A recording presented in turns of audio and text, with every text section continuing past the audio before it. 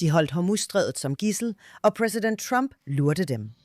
Han sagde, ja, jeg skal vise dere. Hvem er dere, deres små diktatorer? Det han egentlig vil, er, at den islamiske republikken skal overgive sig. For en aftale var. Det bringer os til Hizbollah og Libanon. Hvorfor? Fordi forhandlingene, som pågår i Washington, er ydens sidestykke.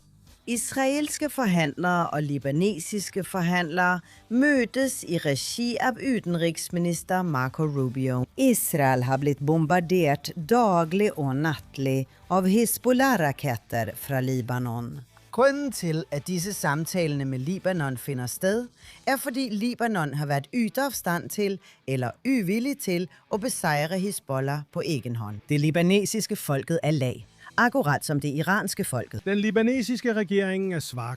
De klarer det ikke engang at udvise den iranske ambassadøren. Nu har de lagt alle disse nye lovene. Hizbollah må afvæbnes og alt dette, men de har ikke magt til at gennemføre det.